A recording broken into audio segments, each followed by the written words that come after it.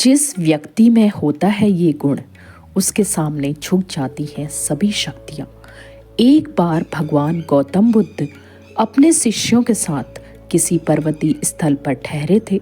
शाम के समय वह अपने एक शिष्य के साथ भ्रमण के लिए निकले।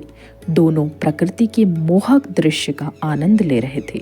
विशाल और मजबूत चट्टान को देखकर शिष्य के भीतर उत्सुकता जगी।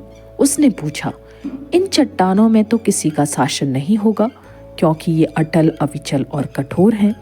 शिष्य की बात सुनकर बुद्ध बोले, नहीं, इन शक्तिशाली चट्टानों पर भी किसी का शासन है।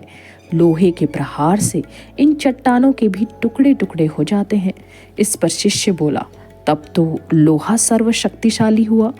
बुद्ध मुस्कुराए और बोले, नहीं, अग्नि अपने ताप से लोहे का रूप परिवर्तित कर सकती है। उन्हें धैर्यपूर्वक सुन रहा शिष्य बोला, इसका मतलब अग्नि सबसे शक्तिवान है?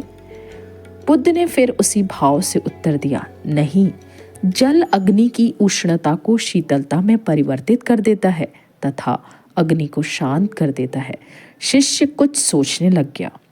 बुद्ध समझ गए कि उसकी जिज्ञासा अब भी पूरी तरह से शांत नहीं हुई है। शिष्य ने फिर सवाल किया, आखिर जल पर किसका शासन है?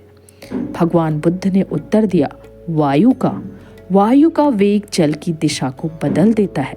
शिष्य कुछ कहता, इससे पहले ही बुद्ध ने कहा कि अब तुम कहोगी पवन सबसे शक्तिशाली हुआ। नहीं, पवन सबसे शक्तिशाली नहीं है।